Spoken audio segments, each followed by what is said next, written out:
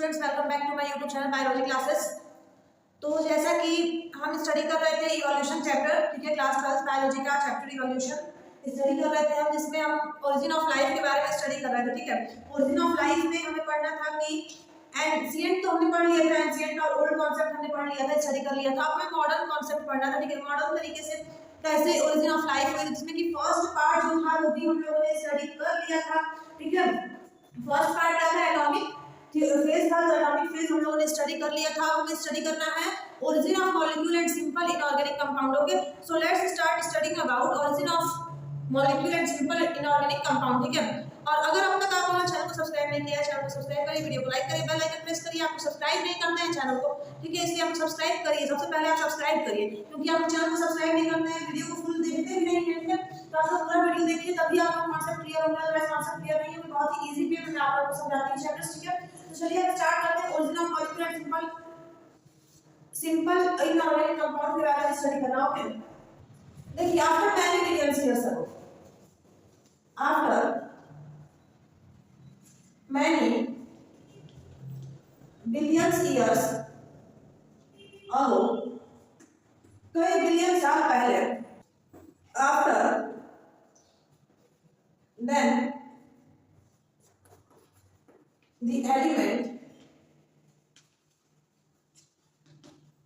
combine and forming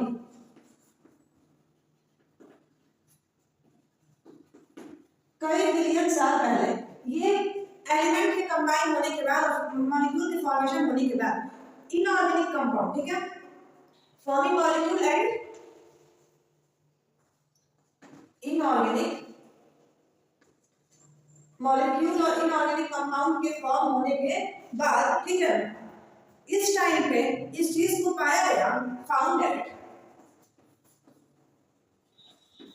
इस चीज को पाया गया बहुत सारे जब एलिमेंट कंबाइन हो रहे हैं तो मॉलिक्यूल और इनऑर्गेनिक कंपाउंड का फॉर्मेशन कर रहे हैं। ठीक है, और इस चीज को पाया गया, इस चीज को पता किया गया, ठीक है, but it is not existing on earth. ठीक है, पर पता क्या चला, but it is not existing on earth, ये अर्थ में तो एग्जिस्ट कर ही नहीं रहे हैं। ठीक है, ये पाया गया कि जो एलिमेंट्स हैं, जो मॉलिक्यूल्स हैं, जिनका फॉर्मेशन हुआ मॉलिक्यूल इनऑर्गेनिक कंपाउंड का, ये अर्थ में तो एग्जिस्ट ही नहीं कर रहा है। ठीक है, क्योंकि टेंपरेचर क्या है, हाई है। क्यों नहीं एग्जिस्ट कर रहा है अर्थ में? Because temperature is high. ठीक है, इस टाइम पे इन्वायरमेंट क्या था, इन्वायरमेंट प्ले कर रहा था किस तरीके का रोल, तो environment is a reducing agent. ठीक है, इन्वायरमेंट प्ले कर रहा था रिड्यूसिंग एजेंट का रोल। ठीक है, इतना क्लियर हुआ। इस थ्योरी में यही बताया गया था कि जब एलिमेंट, मतलब बिलियंस ऑफ ईयर्स अगो ये थ्योरी बताई गई कि जब एलिमेंट्स क्या करते हैं, कंबाइन करते हैं और फॉर्म करते हैं मॉलिक्यूल को, इसको इनऑर्गेनिक कंपाउंड को, मॉलिक्यूल का फॉर्मेशन और इनऑर्गेनिक कंपाउंड का फॉर्मेशन करते हैं, तो ये चीजें पता की है। ठीक है, और इसके बाद ये पता चला कि ये सब जो भी इनऑर्गेनिक कंपाउंड और मॉलिक्यूल से पाए जा रहे हैं, ये नॉट एग्जिस्टिंग ऑन अर्थ, ये धरती पे पाया ही नहीं जा रहा है, एग्जिस्ट नहीं कर पा रहा है धरती पे। ठीक है, क्यों? तो टेंपरेचर क्या है वहां का, high, because of high temperature. ठीक है, और यहाँ पे एनवायरनमेंट कैसा रोल करता था प्ले, तो रिड्यूसिंग एजेंट की तरीके से रोल प्ले करता था। ठीक है, क्लियर हो गई थ्योरी। अब देखिए, अब थ्योरी नंबर 3 है, मतलब मॉडर्न कांसेप्ट का थर्ड कांसेप्ट है, origin and evolution of inorganic compound. तो so let's start studying about origin and evolution of organic compound. Third concept is origin and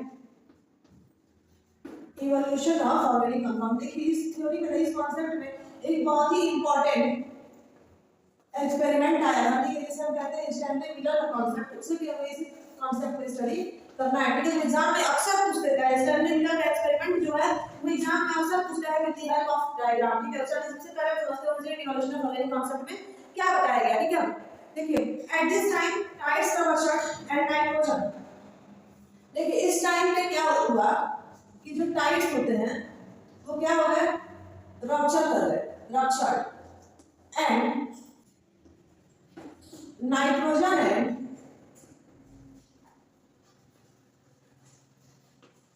carbon is form. ठीक है, Tide rupture कर गए, nitrogen और carbon का formation हो गया। ठीक है, and nitride, carbide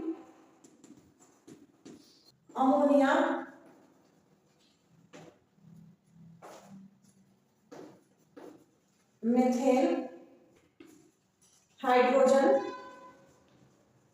cyanide was formed and also other organic compound was formed. कौन से other organic compound formed हुए? तो like organic salt and amino acid are form.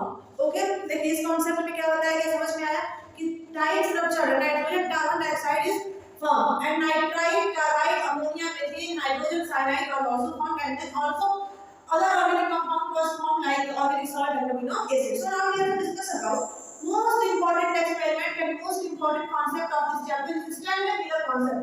Okay, this is the part of origin and evolution of organic concept. So let's study about experiment of Stanley-Miller. जो मैंने अभी बताया कि nitrite amide ये सब form हुए, ठीक है, ये सब जो भी चीजें थी कि ये सेम चीज को प्रूव करने के लिए एक कॉन्सेप्ट आया जिसको हम कहते हैं, एक एक्सपेरिमेंट आया जिसको हम कहते हैं एक्सपेरिमेंट ऑफ स्टैनले मिलर। ठीक है, स्टैनले मिलर का एक्सपेरिमेंट।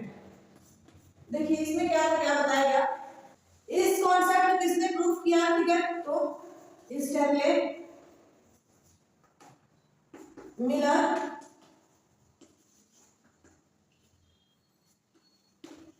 साइंटिस्ट ने कब, इन 1953।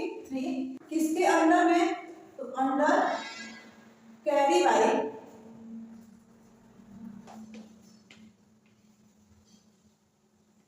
हैरोल्ड उरे।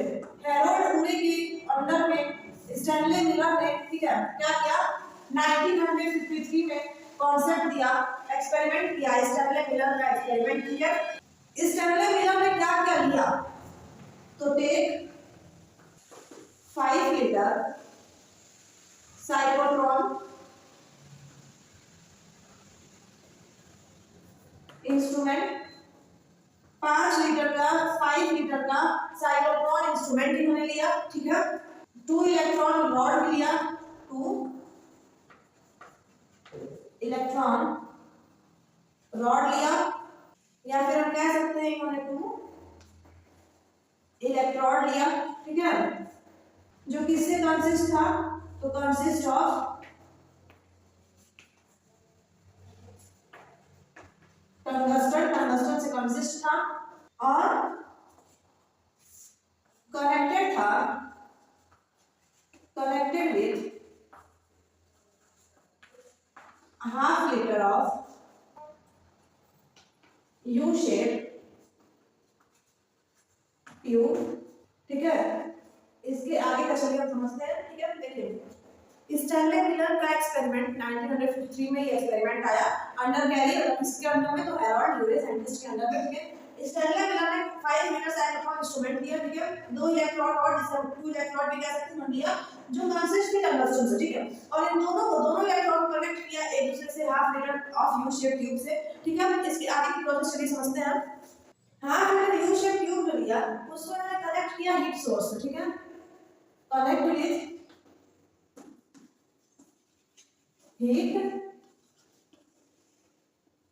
सोर्स एंड उसके बाद कंडेंसर को कनेक्ट किया, कंडेंसर कनेक्ट किया, ठीक है, और जैसे ही कंडेंसर को कनेक्ट किया तो आफ्टर देन कंडेंसर कनेक्ट करने के बाद आफ्टर देन पासिंग, इन्होंने पास की कुछ गैस को, कौन सी गैस, पासिंग गैस कौन सी थी, मीथेन, अमोनिया एंड हाइड्रोजन। और मीथेन, अमोनिया और हाइड्रोजन का रेशियो क्या था, 2:1:2, ठीक है। इस रेशियो में इन्होंने मीथेन को और अमोनिया को, हाइड्रोजन को क्या किया, पास कराया, ठीक है, और उसके बाद पासिंग दी इलेक्ट्रिक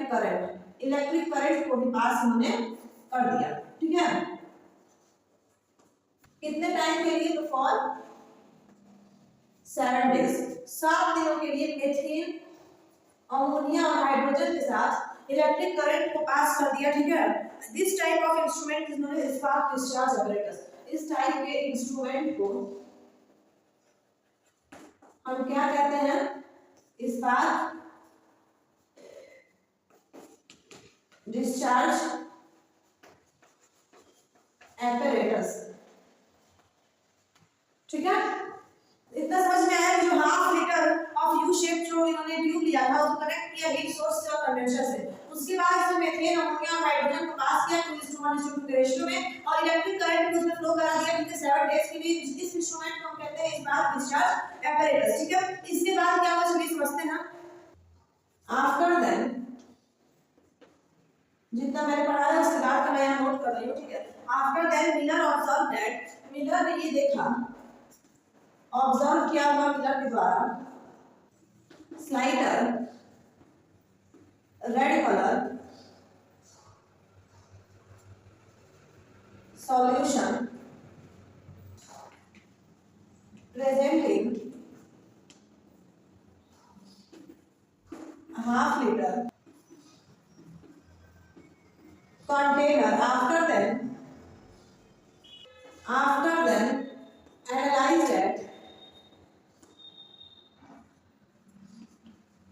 कि ये जो सॉल्यूशन है, ठीक है, ये सॉल्यूशन किसका सॉल्यूशन है? Glycine, alanine, organic acid and mixture of nitrogenous base, ठीक है। इतना समझ में आया?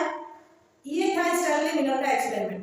देखिए इस एक्सपेरिमेंट में शुरू से अंत तक क्या बताया गया कि स्टैनले मिलर ने 1953 में हैरोल्ड उनले साइंटिस्ट के अंडर में एक एक्सपेरिमेंट किया, ठीक है। और ये एक्सपेरिमेंट इन्होंने स्पार्क डिस्चार्ज apparatus में किया, ठीक है। स्पार्क डिस्चार्ज apparatus में इन्होंने एक्सपेरिमेंट किया और इन्होंने 5 लीटर का एक कंटेनर लिया, ठीक है। साइक्लोट्रॉन इंस्ट्रूमेंट लिया जिसमें 2 इलेक्ट्रोड इन्होंने ऐड किए, ठीक है। जो कि इलेक्ट्रोड कंसिस्ट किससे थी? टंगस्टन से कंसिस्ट की, और ये दोनों इलेक्ट्रोड को इन्होंने कनेक्ट किया हीट सोर्स से और कंडेंसर से, ठीक है। Half litre of U shape tube से इन्होंने कनेक्ट किया हीट सोर्स को, ठीक है। हीट सोर्स से और कंडेंसर से कनेक्ट किया, उसमें पास कराया मीथेन, अमीनो एसिड और हाइड्रोजन गैस, ठीक है। इसमें इन्होंने पास कराया और पास कराने के बाद किस रेशियो में? 2:1 रेशियो में इन्होंने पास कराया, ठीक है। इनफैक्ट उसमें इलेक्ट्रिक करंट भी पास करा दिया कितने दिनों के लिए? तो फॉर 7 डेज इन्होंने इलेक्ट्रिक करंट उसमें पास करा दिया, ठीक है। फिर उन्होंने ये देखा कि स्लाइडर रेड कलर का सॉल्यूशन उसमें प्रेजेंट था, जो कि हाफ लीटर ऑफ कंटेनर जो यू शेप का लिया था इन्होंने, उसमें स्लाइडर रेड कलर का सॉल्यूशन प्रेजेंट था, ठीक है। और इन्होंने ये पाया, ये एनालाइज किया कि सॉल्यूशन में ग्लाइसिन, एलानिन और organic acid as well as nitrogenous base का मिक्सचर है, ठीक है। तो ये था स्टैनले मिलर का एक्सपेरिमेंट। इतना क्लियर हुआ? देखिए अब इसका स्ट्रक्चर ड्रॉ कर लेते हैं कि ऐसा कैसा स्ट्रक्चर था, वो जो स्पार्क डिस्चार्ज apparatus था उसका स्ट्रक्चर कैसा है, चलिए हम ड्रॉ करते हैं।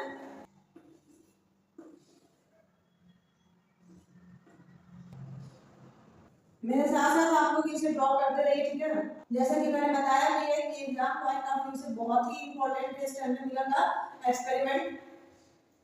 हमेशा ये एग्जाम में पूछता है 5 मार्क या फिर 10 मार्क के लिए पूछ देता है बोर्ड एग्जाम में, तो आप लोग इसे ड्रॉ करते रहिए, ठीक है। अदरवाइज अगर एक बार आप लोग भूल गए, देखिए किसी भी कॉन्सेप्ट को आप डायग्राम के थ्रू समझते हैं, ठीक है, तो आप लोगों के लिए बहुत ही इजी रहेगा, इजी टू लर्न रहेगा, ठीक है। इसीलिए आप इसे डायग्राम के थ्रू ही समझिए। मैं डायग्राम यहाँ पे ड्रॉ कर रही हूँ, इनफैक्ट इसका डायग्राम भी एग्जाम में पूछता है बनाने को। तो ये था इनका apparatus, ठीक है।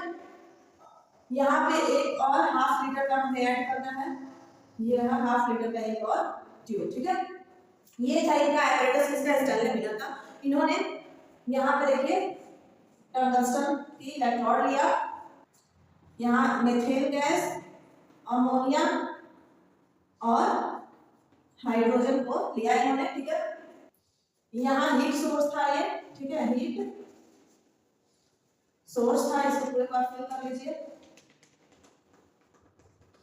ठीक है।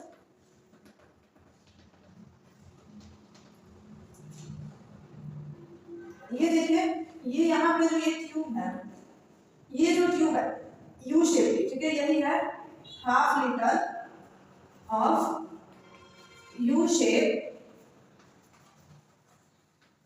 ट्यूब, ठीक है, पूरे को इन्होंने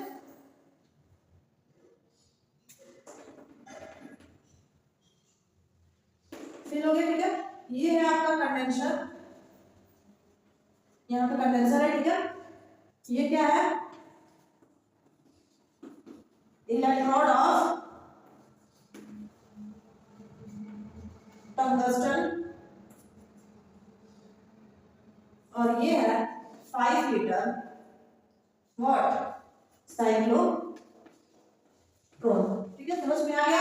आई होप आप लोग को ये पूरी प्रोसेस क्लियर हो गई होगी स्टैंडर्ड मिला में, ठीक है। तो थर्ड कॉन्सेप्ट जो था origin and evolution of organic compound, organic concept, ये भी हमारा क्लियर हो गया। अब हम आते हैं फोर्थ कॉन्सेप्ट पे, that is colloid conservates individually and chemical auto. Okay, so let's start about this experiment. Fourth है colloids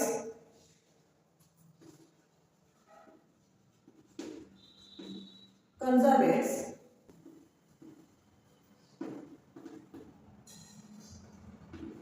individuality and chemical auto, ठीक है। देखिए ये कॉन्सेप्ट क्या है, मॉडर्न कॉन्सेप्ट, इसमें क्या बताया गया, इसे किसने लाया, तो अकॉर्डिंग टू, मतलब साइंटिस्ट कौन है और किसके अकॉर्डिंग ये बनाया, देखिए according to Sidney fox, सिडने fox नाम के एक्सपेरिमेंट साइंटिस्ट है, ठीक है। इन्होंने ये कहा कि जो प्रिमिटिव चेंज होता है, प्रिमिटिव चेंज कहाँ पे, in ocean after that amino acid, other organic compound undergoes coagulation to forming colloidal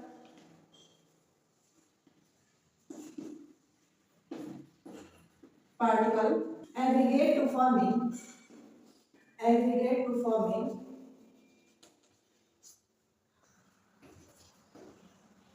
small particle of protein which are aggregate in a cell-like structure known as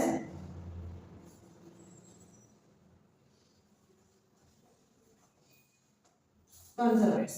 okay, देखिए colloids conservative individuality and chemical auto में ये बताया गया according to Sidney Fox, primitive change in ocean after that amino acid, other organic compound undergoes coagulation, ठीक है। बाकी जो भी ऑर्गेनिक कंपाउंड होते हैं वो कोएगुलेट कर जाते हैं, फॉर्म करते हैं कोलाइडल पार्टिकल को, और एग्रीगेट कर देते हैं, एग्रीगेट करके फॉर्म करते हैं स्मॉल पार्टिकल के प्रोटीन, मतलब प्रोटीन के स्मॉल पार्टिकल को, ठीक है, जो फिर से एग्रीगेट कर जाते हैं एक सेल लाइक स्ट्रक्चर में, हम कहते हैं कंजर्वेट्स। ओके, इतना क्लियर हो गया। इस स्टेप में क्या हुआ कि प्रोटीन और एंजाइम लाइक स्ट्रक्चर का फॉर्मेशन हो गया, इसमें हमें और कुछ भी नहीं जानना था, ठीक है। अब देखिए फिफ्थ कॉन्सेप्ट है मॉडर्न कॉन्सेप्ट का, that is auto catalytic system, ji virus and primordial life. Okay, so now let's discuss. Fifth है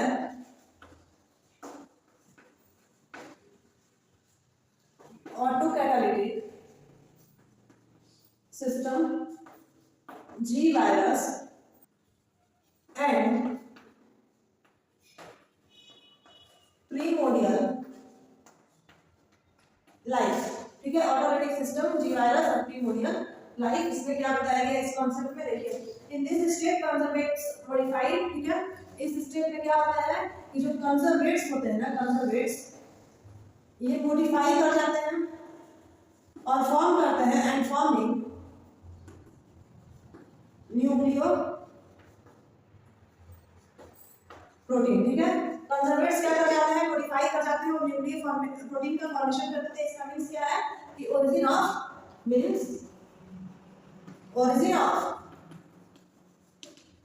virus, origin of virus was going on, ठीक है, and having tendency, in virus के पास tendency होती है of self replication, ठीक है। During, कब self replication करते हैं, ड्यूरिंग सेल्फ डिवीजन। और इसमें ये बताया गया कि न्यूक्लियोप्रोटीन जो होता है, न्यूक्लियोप्रोटीन ये consist with what, nucleus and protein. In fact इसमें ये भी बताया गया कि nucleic acid and protein, in fact इसमें ये भी बताया गया कि जो न्यूक्लिक एसिड होता है वो क्या, उसके पास क्या होता है, तो having DNA and RNA. Nucleic acid के पास क्या होता है, डीएनए और आरएनए होता है। तो ये कॉन्सेप्ट समझ में आया। Fifth concept, auto catalytic system ji virus everybody life that conservation modifies, and conservation जो है मॉडिफाई कर जाएगा और फॉर्म करेगा न्यूक्लिक प्रोटीन को, मींस ओरिजिन ऑफ वायरस होने लगता है, ठीक है। जिसके पास टेंडेंसी होती है सेल्फ रेप्लिकेशन की और सेल डिवीजन के दौरान सेल्फ रेप्लिकेशन की टेंडेंसी होती है। इनफैक्ट न्यूक्लिक प्रोटीन जो होता है वो कंसिस्ट होता है न्यूक्लिक एसिड और प्रोटीन से, ठीक है। न्यूक्लिक एसिड जो होता है उसके पास डीएनए और आरएनए पाया जाता है, ठीक है। इतना क्लियर हुआ। अब देखिए सिक्स्थ कॉन्सेप्ट क्या है, ओरिजिन ऑफ प्रोकैरियोटिक सेल, ठीक है। टोटल 8 कॉन्सेप्ट थे। सिक्स्थ कॉन्सेप्ट क्या है, origin of prokaryotic cell. Sixth point is origin of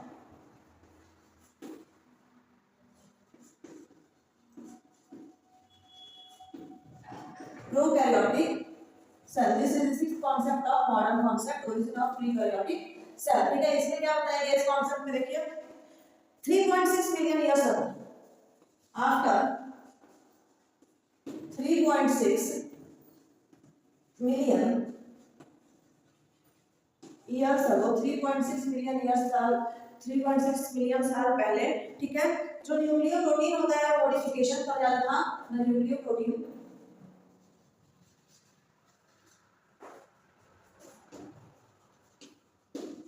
undergoes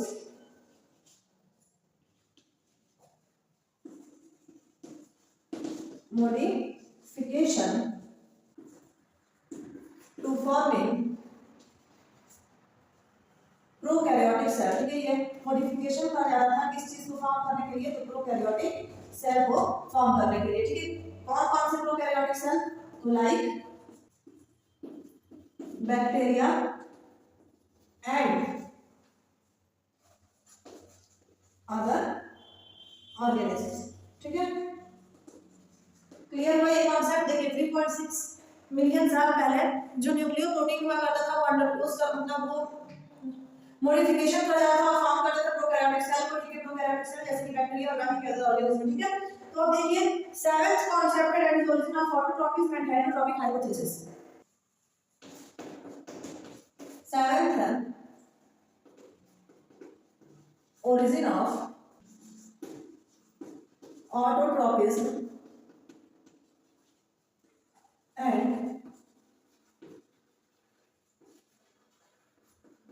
heterotropic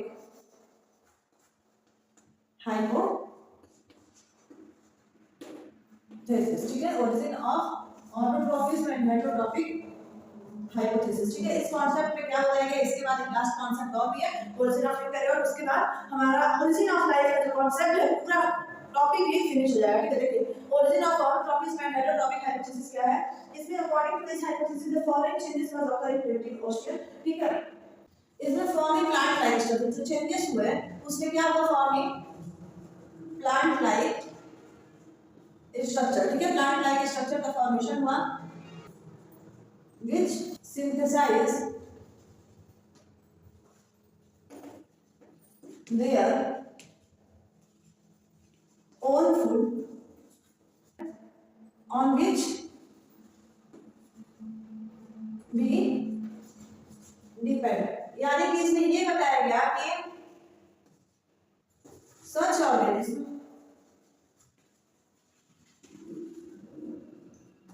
which take their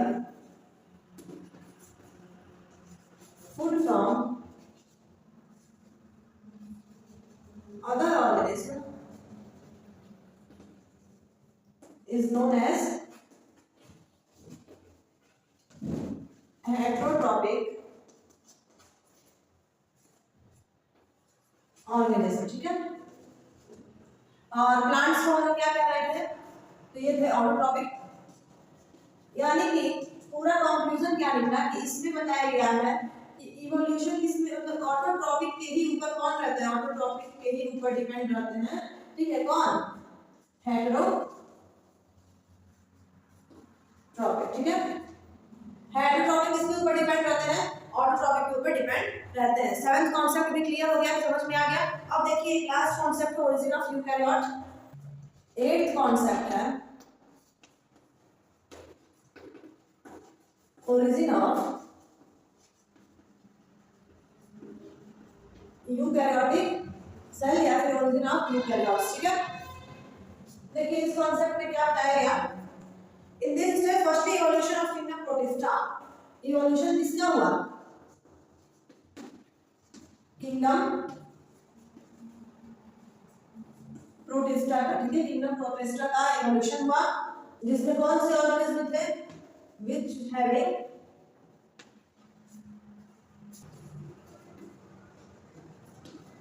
eukaryotic organism. ठीक है, समझ में आया।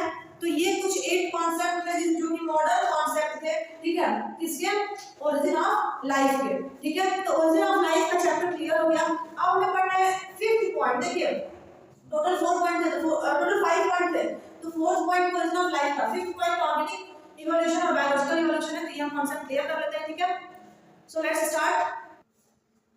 5th है ऑर्गेनिक और बायोलॉजिकल इवोल्यूशन। देखिए ऑर्गेनिक और बायोलॉजिकल इवोल्यूशन क्या है, इसमें क्या होता है, क्या चलिए समझते हैं। किस साइंटिस्ट के अकॉर्डिंग टू AI ओपेरिन के according chemical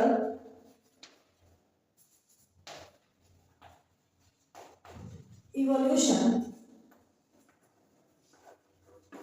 was replaced by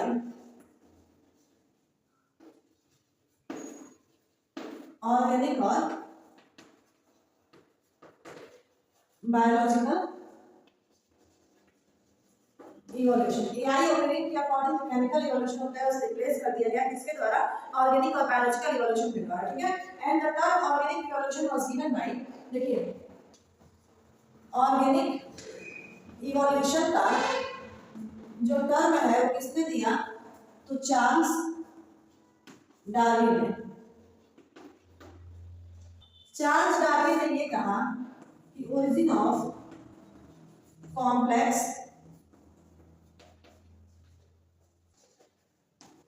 animal and plants develop from simple form of animal and plant। इसका क्या मतलब था, सो मीन्स सबसे पहले फर्स्टली इसका मतलब यही था कि सबसे पहले क्या बना, ए सेलुलर। ठीक है, ए सेलुलर ऑर्गेनिज्म बने, उसके बाद सेकंड पे सेलुलर, थर्ड पे टिश्यू, फोर्थ पे ऑर्गन्स बन के तैयार हो गए। ठीक है, ऐसा कुछ लेवल था जिससे कि ऑर्गेनाइजेशन हुआ। ठीक है, ये किसके अकॉर्डिंग, चार्ल्स डार्विन के अकॉर्डिंग। देखो फिफ्थ जो थ्योरी थी ऑर्गेनिक और बायोलॉजिकल इवोल्यूशन, यहाँ हमको आई होप समझ में आ गई होगी। AI ओपेरिन के अकॉर्डिंग केमिकल इवोल्यूशन जो है उसको रिप्लेस कर दिया गया किसके थ्रू, ऑर्गेनिक इवोल्यूशन थ्रू। और ऑर्गेनिक इवोल्यूशन को सबसे पहले इस टर्म को किसने दिया, चार्ल्स डार्विन। चार्ल्स डार्विन के अकॉर्डिंग जो भी कॉम्प्लेक्स प्लांट और एनिमल्स होते हैं किससे ऑप्टेन हुए होते हैं डेवलप हुए होते हैं सिंपल प्लांट और एनिमल्स, ठीक है। और सबसे पहले एसेंशियल ऑर्गेनिज्म बने, उसके बाद cellular organism and tissue and then organs, ठीक है, बनके डेवलप होके तैयार हो गए। अब देखिए अब हमें पढ़ना है रिलेशनशिप अमंग ऑर्गेनिजम्स। टॉपिक है हमारा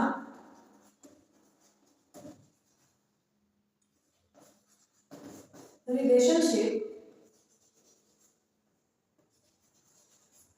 अमंग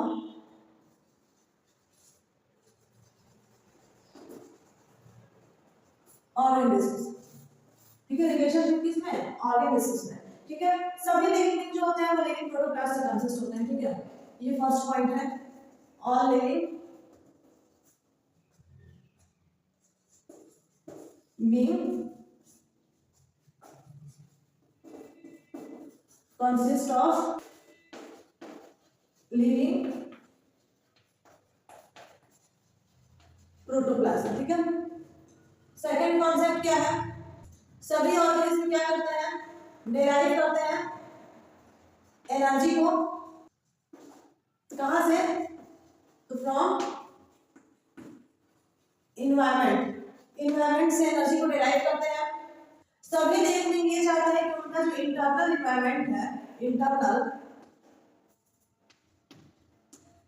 इन्वायरमेंट है वो कैसा रहे? हमेशा कांस्टेंट रहे। यही तो हर लिविंग ऑर्गेनिज्म चाहते हैं, जिसे हम कॉल्ड होमियोस्टेसिस, होमियोस्टेसिस के नाम से जानते हैं। सभी के पास ये कैपेसिटी होनी चाहिए, किस चीज की कैपेसिटी? तो रीजनरेशन ऑफ सेल की कैपेसिटी सभी लिविंग ऑर्गेनिज्म के पास होनी चाहिए, होती भी है। और प्रोसेस ऑफ रिप्रोडक्शन से, प्रोसेस ऑफ रिप्रोडक्शन से सभी लिविंग बीइंग अपनी कंटिन्यूटी को क्या करते हैं? कंटिन्यूटी ऑफ लाइफ करते हैं, ठीक है। अपनी लाइफ की कंटिन्यूटी मेंटेन करते हैं, ठीक है। समझ में आया रिलेशनशिप अमंग ऑर्गेनिज्म टॉपिक? अब एक और टॉपिक हम समझ लेते हैं, उसके बाद बाकी के टॉपिक्स हम पढ़ेंगे अपने नेक्स्ट पार्ट में, ठीक है। एविडेंसेस ऑफ ऑर्गेनिक इवोल्यूशन समझ लेते हैं। अब है एविडेंसेस ऑफ ऑर्गेनिक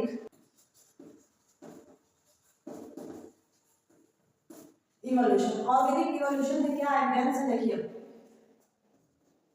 इस बात को प्रूफ कर दिया गया that interrelationship between two or more than two species resulting that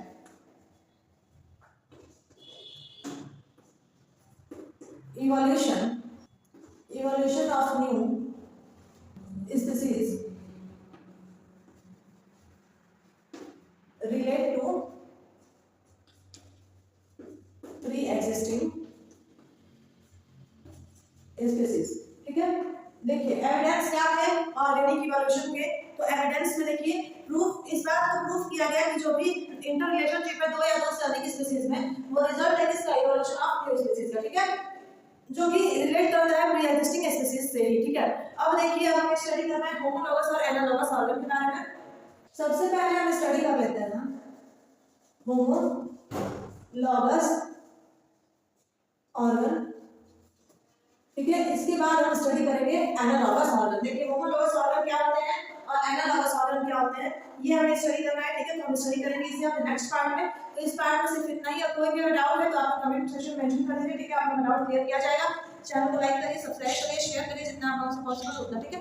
okay, thank you.